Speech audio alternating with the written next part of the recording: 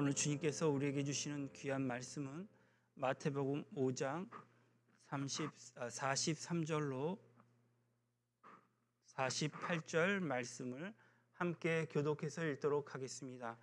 신약성서 마태복음 5장 43절로 48절 말씀입니다. 또 내 이웃을 사랑하고 내 원수를 미워하라 하였다는 것을 너희가 들었으나 나는 너희에게 이르노니 너희 원수를 사랑하며 너희를 핍박하는 자를 위하여 기도하라. 이같이 한즉 하늘에 계신 너희 아버지의 아들이 되리니 이는 하나님이 그 해를 악인과 선인에게 비추시며 비를 의로운 자와 불의한 자에게 내려주심이라. 너희가 너희를 사랑하는 자를 사랑하면 무슨 상이 있으리요? 세리도 이같이 아니하느냐?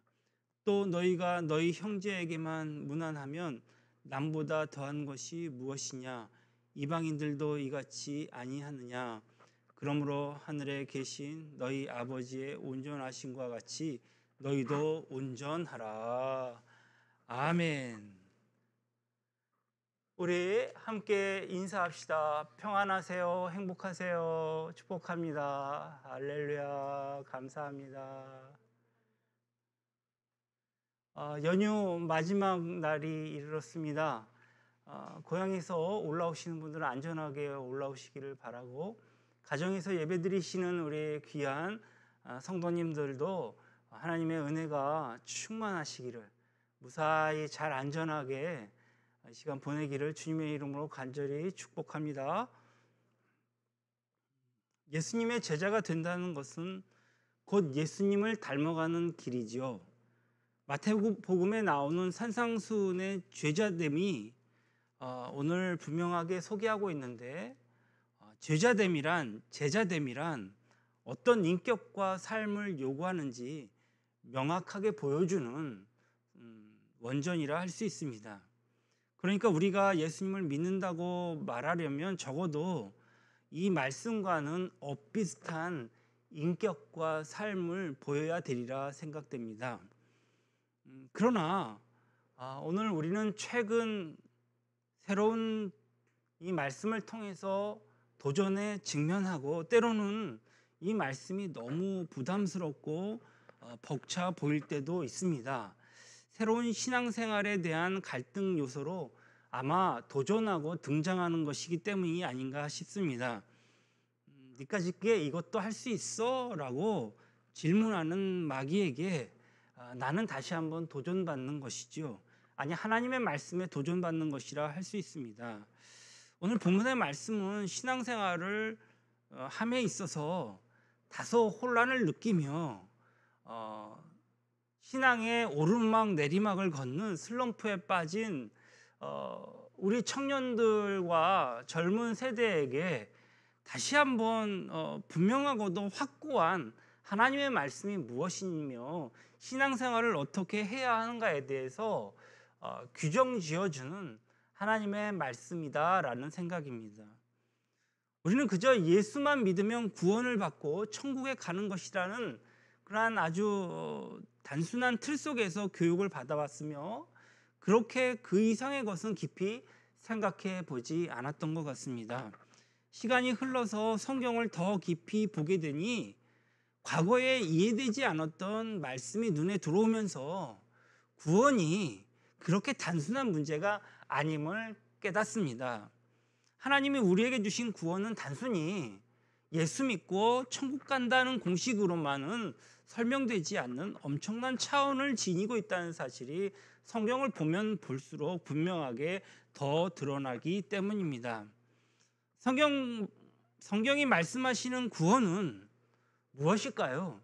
그것은 곧 하나님처럼 되는 것을 말합니다. 성경대로 표현하자면 하나님의 형상으로 변화되는 것입니다. 믿는 자들의 인성이, 그들의 삶의 패턴이 즉 예수님처럼 하나님처럼 되는 것이라는 말씀입니다. 꼭 기억해야 할 것은 하나님께서는 이 모든 것을 너희가 꼭 천국에 들어가야 실현되는 현상이다라고 보지 않는다는 점이지요. 이 세상에서도 살면서 주님을 닮아가는 것 자체, 그것을 보고 계신다는 것입니다. 이런 깨달음은 각자에게 하나님이 나를 이처럼 대단하게 보시는구나 하는 굉장한 감격을 주는 것도 물론이거니와, 나를 향해서 자신처럼 되라고 하시는 주님의 심정을 생각하면 얼마나 가슴 벅차고 기쁜 일이 아닌지 모르겠습니다. 반면에 내가 주님처럼 되라고 하시는 주님의 심정을 생각하고 정말 주님의 기대치가 너무나 비해서 너무나 내가 미흡하고 형편없는 존재라는 사실도 실감할 때에 우리는 큰 부담을 느끼게 되는 것이죠. 그렇게 할 수 없음을 누구보다도 잘 알기 때문이 아닌가 싶습니다.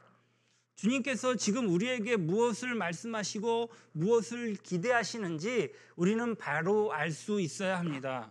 어떻게 보면 주님께서 우리에게 이 세상에서도 완벽해지기를 요구하시는 것 같습니다. 그런데 우리가 어떻게 주님처럼 원수를 사랑할 수 있을까요? 어떻게 주님처럼 나를 핍박하는 자를 위해 기도할 수 있겠습니까? 막연히 악인을 사랑한다고 한다면 그럴 수 있겠다라는 생각도 듭니다. 예를 들어서 중국의 시진핑을 사랑하고 그를 위해서 기도하라. 지금 하라고 하는데 못할 게 있겠습니까? 지금 미얀마의 군정부가 쿠데타를 일으켰는데 그들을 위해서 기도하라 하면 기도할 수 있습니다. 나에게 직접 피해를 입히는 자가 아니기 때문에 어쩌면 사랑한다는 말을 쉽게 할 수 있을지도 모르겠습니다. 그러나 오늘 주님은 악인 중에서도 네 원수, 즉 너를 핍박하는 자를 사랑하라고 말씀하신다는 것이죠. 그 사람 때문에 직접 피해를 보았고 엄청난 원한이 가슴속에 쌓여 있는데도 그 사람을 사랑하라라고 말씀하시는 거란 말이에요. 하나님은 그런 사랑을 하실 수 있습니다. 하지만 우리는 불가능한 일입니다. 그럼에도 하나님이 우리에게 그런 사랑을 요구하시는 것은 우리가 주님을 닮기 원하기 때문입니다. 세상에서 너는 나처럼 되어야 한다. 비록 네가 좁은 길을 걸어가고 있는데 지금 아주 학구방처럼 조그만 집에서 박작박작하면서 살고 네 이름을 아는 사람도 그렇게 별로 없는 그런 무명의 존재일지 모르겠지만 주님이 말씀하시는 거예요. 나는 너를 대단하게 생각한다. 너는 내 자녀이기 때문이야. 그러니 너는 나를 닮아야 해. 이게 주님의 뜻이라는 말이에요. 이 말씀 앞에서 누구나 부담을 느끼는 것이죠. 예수님께서 활동하시던 당시 바리새인들도 마찬가지였던 것 같습니다. 구약 성경에 보면 레위기의 19장 18절에 이렇게 얘기합니다. 내 이웃을 사랑하기를 내 자신같이 하라. 내 자신같이 사랑하라. 이렇게 말씀이 나오거든요. 그들은 이 말씀이 주는 부담감을 감당하지 못해서 사람들이 납득하고 동의할 수 있을 만한 수준으로 하나님의 말씀을 깎아내려서 가르칩니다. 이렇게 잘못 가르친 내용을 예수님이 인용하시는 거예요. 오늘 43절에 보니까 또 내 이웃을 사랑하고 내 원수를 미워하라 하였다는 것을 너희가 들었으나 43절에 그렇게 얘기하고 있다는 얘기죠. 지금 올라갔습니까? 말씀이? 43절 말씀이? 예. 이 말씀을 자세히 보면은 바리새인들은 중요한 문구 하나를 빼고 가르치는 것을 알 수 있습니다. 내 이웃 사랑하기를 내 자신과 같이 사랑하라 하셨는데 내 자신과 같이라는 말을 빠뜨린 채 단순히 내 이웃을 사랑하라고만 가르치고 있으니까요. 또 비슷한 방식으로 내 원수를 사랑하는 말도 내 원수는 미워해도 괜찮다는 말로 바꾸어서 가르치고 있다는 것이죠. 매우 인격적이고 인간적이고 현실적으로 받아들이기 쉽도록 말씀을 각색해 놓았습니다. 그러나 예수님은 하나님의 말씀을 그렇게 더하고 빼는 것을 절대 용납할 수 없다고 말씀하고 계십니다. 그리고 내 이웃 사랑하기를 내 자신과 같이 사랑하라는 말씀의 근본 취지와 목적이 어디 있는지 다시 한번 분명하게 가르쳐주고 있는 것이죠. 내 이웃을 사랑하는 것을 사랑하기를 내 자신같이 사랑하라는 말씀, 네 이웃을 사랑하기를 네 자신같이 사랑하라는 뜻은 무슨 뜻일까요? 하나님의 사랑은 그 넓이와 높이와 크기를 측량할 수가 없습니다. 여러분, 하나님께서 선한 사람과 악한 사람을 구태여 구분하지 않는 것을 보아도 알 수 있습니다. 하나님은 선인도 사랑하시지만 악인도 사랑하십니다. 성경은 하나님의 그 사랑을 재미있게 표현하고 있는데 45절에는 이렇게 얘기하죠. 이같이 한즉 하늘에 계신 너희 아버지의 아들이 되리니 이는 하나님이 그 해를 악인과 선인에게 비추시며 비를 의로운 자와 불의한 자에게 내려주심이라. 그러니까 우리 마음으로는 아침에 떠오르는 태양이 북쪽에 있는 누구의 집은 비추지 않았으면 좋겠는데 하나님께서는 그 김정은이 사는 그 북쪽에도 따뜻한 햇살을 비춰주신다는 거죠. 물론 하나님을 잘 믿고 무릎 꿇고 기도하는 하나님의 자녀의 가정도 언제나 따뜻한 햇살을 비춰주십니다. 어제부터 날씨가 많이 풀렸어요. 그래서 정말 두꺼운 겉옷을 벗어도 될 정도로 그렇게 따뜻해졌는데요. 날은 점점 따뜻해집니다. 저 남쪽 지방에서 따뜻해진 것처럼 우리도 금방 따뜻해지겠죠. 누구에게나 동일한 햇살을 비춰주시기 때문입니다. 우리 마음 같아서는 폭종으로 백성을 못 살게 괴롭히는 나라에는 몇 년이 지나도록 비 한 방울 내리지 않았으면 좋겠는데 하나님은 때가 되면 그곳에도 비를 주신다는 것입니다. 그리고 하나님을 잘 섬기는 백성이 사는 우리에게도 비를 내려주십니다. 하나님의 사랑은 너무나도 커서 악인과 선인을 구태여 구분하지 않으십니다. 그런데 46절에 반면에 이렇게 얘기합니다. 46절에 너희를 사랑하는 자를 사랑하면 무슨 상이 있으리요? 세리도 이같이 아니하느냐? 내가 낳은 자식, 내 부모, 내 형제 자매는 자연스럽게 사랑할 수 있습니다. 그러나 그것이 본능적인 사랑이지 오늘 하나님이 오늘 말씀에서 말씀하시는 그 하나님의 사랑과는 거리가 멀다는 거예요. 악명 높은 세리도 할 수 있는 사랑입니다. 하나님을 모르는 이방인들도 하는 사랑입니다. 노력하지 않아도 할 수 있는 사랑이란 얘기예요. 하나님께서는 이처럼 누구나 다 할 수 있는 사랑을 명령하신 것이 아닙니다. 하나님은 아가페의 사랑을 명령하셨습니다. 아가페의 사랑은 우리가 하나님과 원수 되었을 때에 우리를 사랑해 주신 바로 그 사랑입니다. 오늘 로마서에서는 이렇게 말씀하고 있습니다. 로마서 5장 8절로 10절 말씀이에요. 우리가 아직 죄인 되었을 때에 그리스도께서 우리를 위하여 죽으심으로 하나님께서 우리에 대한 자기의 사랑을 확증하셨느니라. 그러면 이제 우리가 그의 피로 말미암아 의롭다 하심을 받았으니 더욱 그로 말미암아 진노하심에서 구원을 받을 것이니 곧 우리가 원수 되었을 때에 그의 아들의 죽으심으로 말미암아 하나님과 화목하게 되었은즉 화목하게 된 자로서는 더욱 그의 살아나심으로 말미암아 구원을 받을 것이니라. 아멘. 그 사랑이 바로 아가페 사랑이라는 얘기입니다. 아가페는 누구의 허물을 덮어주는 사랑이요, 죄인을 불쌍히 여기는 사랑이요, 자기를 희생하면서까지 행동으로 옮기는 사랑입니다.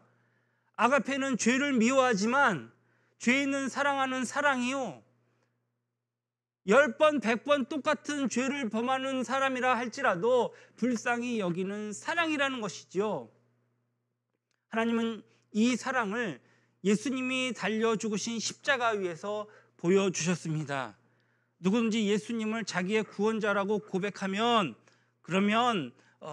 고백하면서 믿음으로 십자가 앞에 나아가기만 하면 거기서 원수까지도 사랑한 아가페의 사랑을 발견할 수 있습니다. 지금도 변함없이 우리에게 보내주시는 사랑이죠. 하나님은 우리더러 그런 사랑을 하라고 말씀하고 계시는 것입니다. 그 이유가 무엇입니까? 그 이유는 우리가 예수님을 믿고 하나님의 자녀가 되었기 때문입니다. 자신이 부모가 가르쳐주는 대로 배우지 않고 제멋대로 행동하기를 바라는 부모가 이 세상에 도대체 누가 있을까요? 할 수만 있으면 부모님의 좋은 점을 본받아서 훌륭한 사람이 되기를 바라고 그렇게 해서 가문을 빛내기를 바라는 것이 부모의 심정입니다. 예수님을 믿고 하나님의 자녀가 된 우리는 하루에 수십 번도 하나님을 향하여서 아버지라고 부릅니다. 그렇기 때문에 하나님께서는 우리에게 내가 아가페의 사랑을 너희에게 주었으니 너희도 나를 제발 그렇게 닮으려면 나와 같이 해야 한다라고 말씀하고 계시는 것이죠. 돌아가서 45절에 이같이 한즉 하늘에 계신 너희 아버지의 아들이 되리니 했습니다. 아들이 되리니라는 말은 아버지처럼 된다, 아버지를 닮은 자가 되리니라고 바꿀 수 있습니다. 우리가 하나님처럼 사랑하면 아버지를 닮은 아들이 되는 것입니다. 아버지처럼 된다는 말은 48절에 그러므로 하늘에 계신 너희 아버지와 온전하심과 같이 너희도 온전하라. 하나님의 아들처럼 되는 것은, 예수님처럼 되는 것은 온전하여지는 것이다. 온전하다는 말은 텔레이오스라고 하는데, 텔로스는 목적, 목표, 끝이라는 뜻을 가지고 있습니다.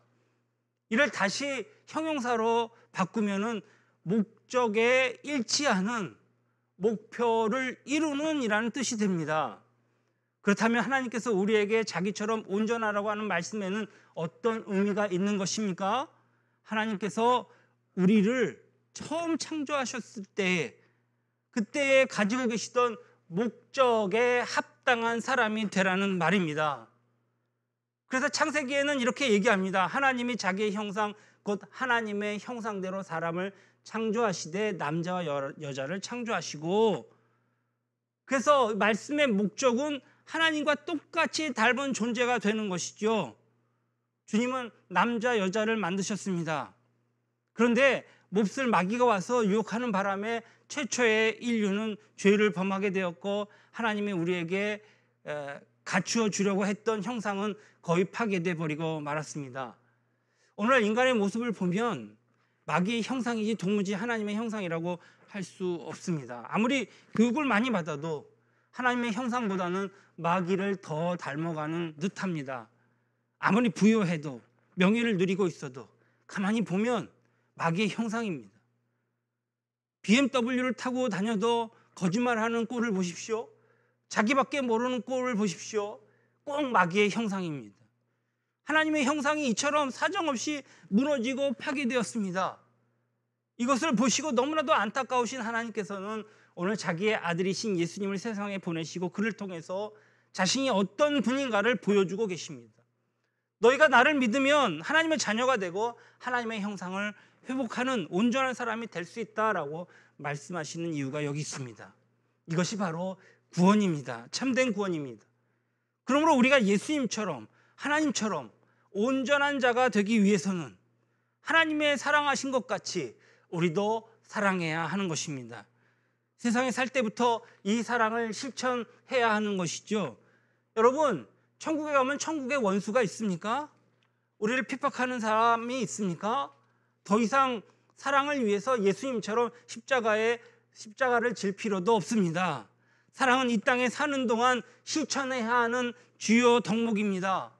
우리가 천국에 가야만 온전하게 되고 영화롭게 되는 줄 압니다. 그러나 우리는 이 땅에 살면서 그렇게 살아야 하는 것을 배우지 못했습니다. 사람은 죄를 짓는 것이 전문이고 하나님은 용서하시는 것이 전문인 것줄만 알고 살아온 것이죠. 이것이 신앙생활인 줄만 알고 또 그런 식으로 살아왔습니다. 그러나 우리는 하나님을 닮아가는 거룩한 존재라는 사실을 잊어버리지 말아야 합니다. 그렇게 하지 않으면 우리는 세상 사람과 큰 차이가 별로 없이 살아가는 것입니다. 지금처럼. 구원은 세상에 있을 때부터 하나님처럼 이제 사는 것입니다. 하나님이 원수를 사랑하셨기 때문에 우리도 원수를 사랑해야 된다는 말씀입니다. 원수가 굶주리는 것을 보면 먹을 것을 가져다 주어야 하고, 목마른 것을 보면 마실 물을 주어야 한다는 말씀입니다. 그를 위해 기도해야 합니다. 그들을 미워하고 원수 같겠다는 그런 생각을 해서는 안 됩니다. 마음이 동하기를 기다릴 것이 아니라 명령에 순종하려는 의지를 가지고 움직여야 하는 것이죠. 원수를 자연스럽게 사랑하는 사람이 이 세상에 과연 몇이나 될까요? 저는 없다고 봅니다. 그런 사랑을 기대하는 것은 너무나도 어리석은 짓이 아닌가 싶습니다. 명절 기간 중에 누가 전화를 했어요. 그래서 뭐 어디도 아프고 도와달라는 거예요. 그런데 저는 그 사람을 모르기 때문에 그렇게 쉽게 도와드리겠다는 말을 못 하겠더라고요. 그래서 다음에 기회가 되면 도와드리겠습니다. 오늘은 전화를 끊겠습니다 하니까 그 다음부터 사람이 돌변하더니 막 쌍욕을 하는 거예요. 개소 잡고 막 욕을 하고 막 난리가 났습니다. 그런 사람을 도와주고 싶겠습니까? 그런데 그런 생각이 들었습니다. 이렇게 그냥 무작정 그 사람을 미워하고만 있어야 하는가? 분명히 나를 속이려고 하고 뭔가 좀 얻어보려고 하는 사람의 모습인데 이걸 어떻게 해야 되나 하는 갈등을 한번 가져봤습니다.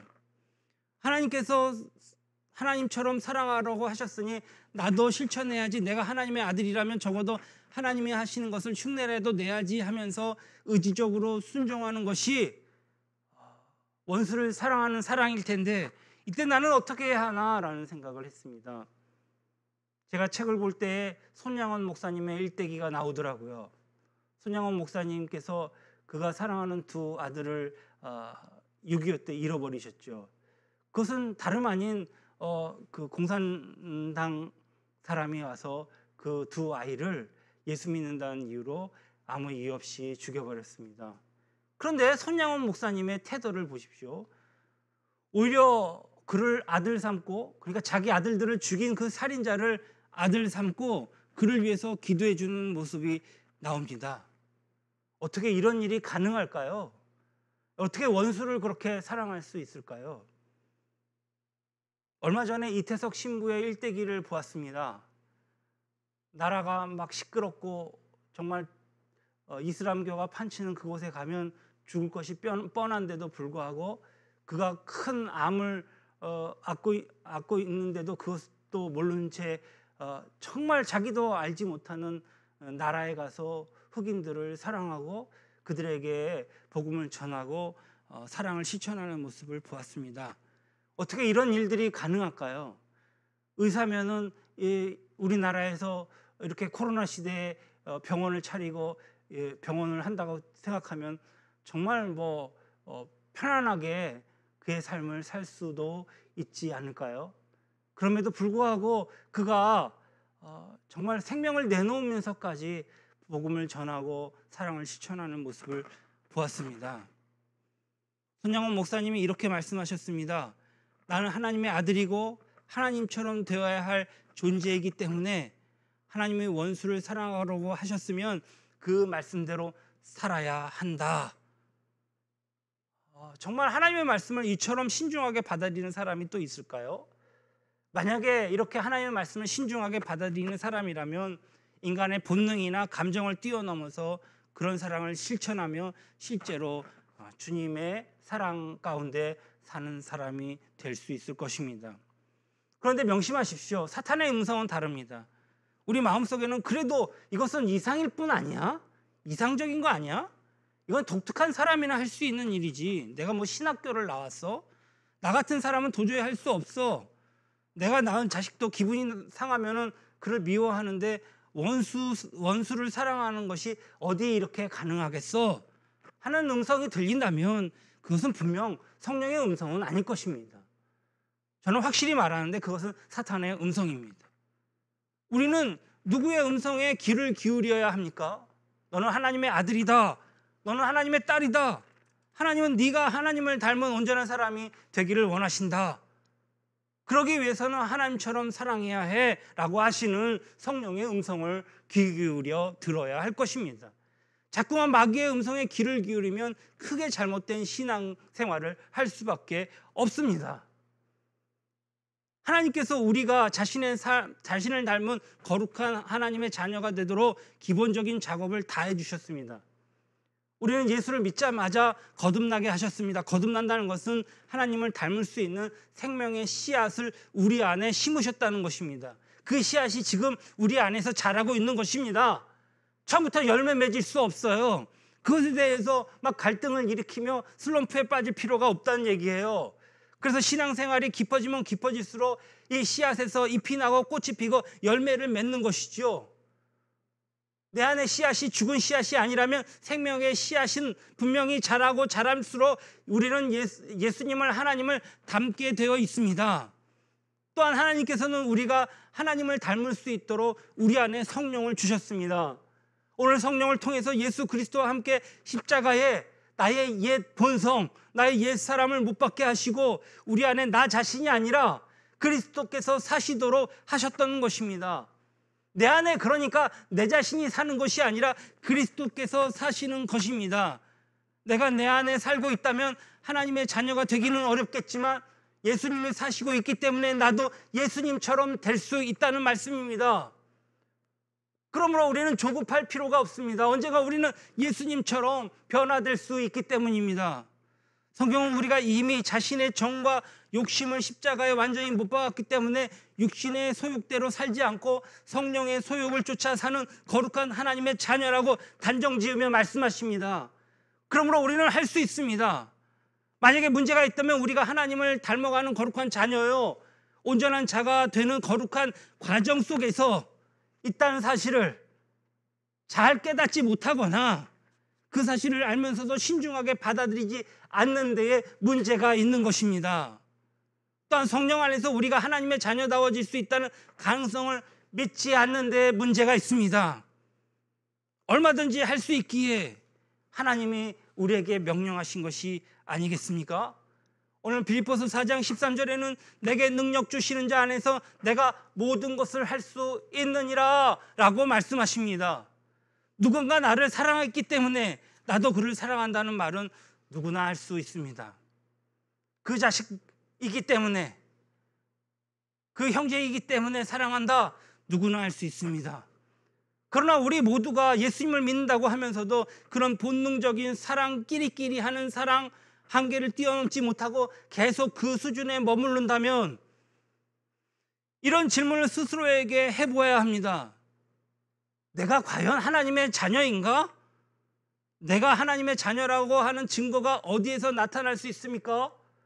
도대체 예수를 안 믿는 사람과 당신과는 어떤 차이가, 어떤 다른 점이 있습니까? 무엇이 다릅니까? 세리도 도둑도 하나님을 모르는 이방인도 다 그와 같은 사랑은 합니다. 그러나 그 이상은 발전하지 못한다면 우리가 하나님의 아들이라는 것을 무엇으로 증명할 수 있겠습니까? 나는 그냥 찬송가를 할 줄 알고 그냥 성경을 읽을 줄 알면 다 그것이 증명되는 일입니까? 우리는 그렇게 해서는 신앙생활이 성장이 되지 않습니다. 곧 시험에 들어서 넘어질 뿐입니다. 계속해서 그러한 과정이 인생을 사는데 반복될 뿐입니다. 나는 하나님의 아들이기 때문에 하나님처럼 사랑해야 하고 예수님을 닮아가야 한다라고 하는 마음을 가져야 합니다. 날마다 은혜의 보좌 앞에 나가서 하나님처럼 예수님처럼 내 안에 사랑할 수 있도록 은혜를 달라고 기도하면서 주님의 도움을 구해야 하는 것입니다. 혹시 원수가 생기더라도 우리의 마음에 이제 증오심을 갖지 않도록 해주셔서 믿음으로 구하면 불가능하게 보였던 것도 가능해질 줄로 믿습니다. 손양원 목사님처럼, 이태석 신부님처럼 이 말씀을 실천할 수 있는 것, 어찌 그들만의 권리이고 권한이겠습니까? 우리도 할 수 있는 일이라는 말씀입니다. 이 믿음을 가지고 신앙생활을 한다면 동토와 같은 이 얼어붙은 이 세상, 자기밖에 모르는 마귀의 화신들이 우글대는 이 세상을 진정한 하나님의 사랑으로 누길 수 있을 줄로 믿습니다. 병든 이 사회를 고칠 수 있을 줄로 믿습니다. 내 가정부터 작은 예수들이 사는 곳으로 바꿔 놓을 수 있는 것입니다. 우리 모두 이런 사람이 되어야 할 줄로 믿습니다. 그럴 때 하나님이 영광 받으신다 했습니다. 하나님은 우리를 소유하는 것만으로 만족하지 않습니다. 그분은 우리가 바꾸어지기를 원하십니다. 우리를 창조하신 하나님은 오늘도 그리스도의 형상을 닮아가도록 우리를 빚으시고 계십니다. 그분은 우리 모두가 예수님처럼 되기를 원하십니다. 이 목적이 이루어질 때까지 하나님은 쉬지 않고 일하실 것입니다. 이 사실을 꼭 명심하고 내가 누군가를 한시도 잊지 말아야 하는데, 비록 가슴 속에 증오가 일어나고 감정이 북받치는 순간이 있다 할지라도 나는 하나님의 아들이야, 나는 하나님의 딸이야, 이래서는 내가 안 돼 하면서 자기를 거스리고 자기를 추스리고 성령의 손에 붙들리기만 하면 놀랍게도 나는 모르는 사이에 나를 미워하는 원수도 사랑할 수 있을 줄로 믿습니다. 우리 마음속에 원수는 고사하고 어찌 가족도 사랑하지 못해서 여전히 원한이나 좋지 않은 감정들이 쌓여 있다면, 오늘 따스한 봄 기운이 한겨울 동안 쌓였던 그 눈이 다 녹아버리듯이 성령께서 모든 것을 녹여주실 줄로 믿습니다. 성령께서 우리 마음에 하나님의 사랑을 부어주시고 하나님의 마음을 심어주시면 나중에 원수를 보아도 원수처럼 보이지 않을 만큼 우리는 하나님의 사람으로 바꾸어질 줄로 믿습니다. 아니, 하나님을 닮아가는 예수의 작은 제자가 될 줄로 믿습니다.